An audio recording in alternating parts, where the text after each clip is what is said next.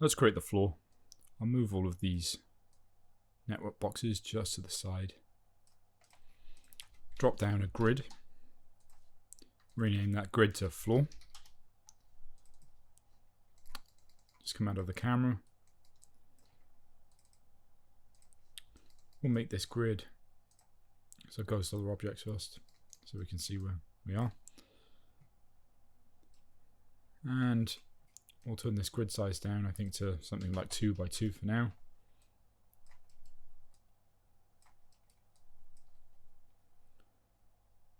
I think we'll shift this back in Z, so X, Y, Z. Something around there.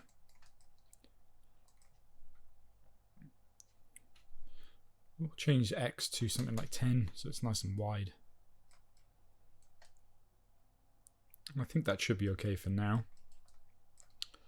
What we'll do is click Enter in the viewport. I'll click S on the keyboard for selection mode, and then I'll click 3, which goes into edge mode. And before we do this, I'll change my rows and columns down to 2, so this is just a single plane. Reselect the edge.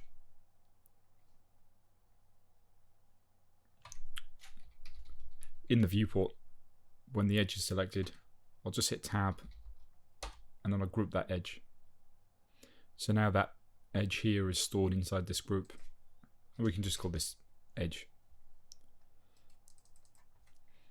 From here, I'll add a poly extrude, and we're looking to extrude that one edge. So we selected the group there, and we'll just increase the distance a little bit. We'll hit T on the keyboard to translate that edge. So select it, just lift it up, just like that.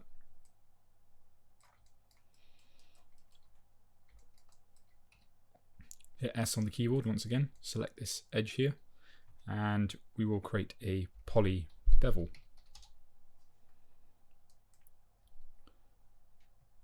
We can just increase that distance.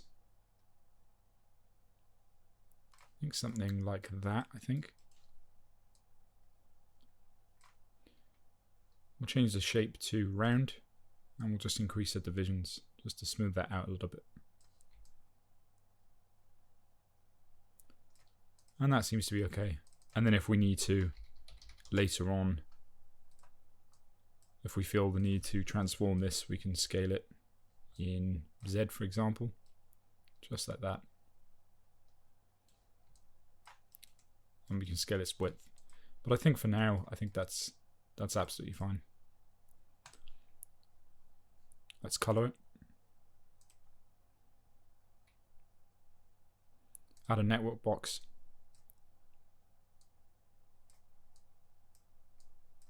And we'll name this to floor. Let's jump inside the material network. Drop down a new RS material.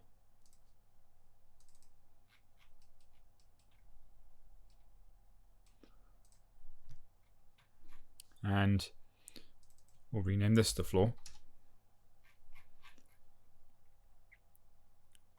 We'll put the color of the diffuse to 0.05, like that. Leave the weight at 1. Change the BRDF to GGX.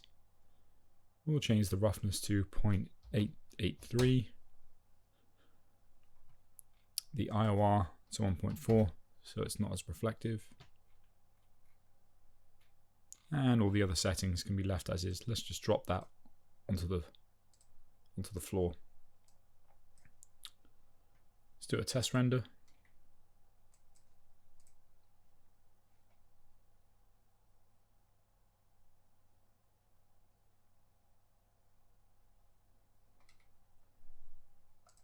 Make sure we have our render cam selected. And that gives us that.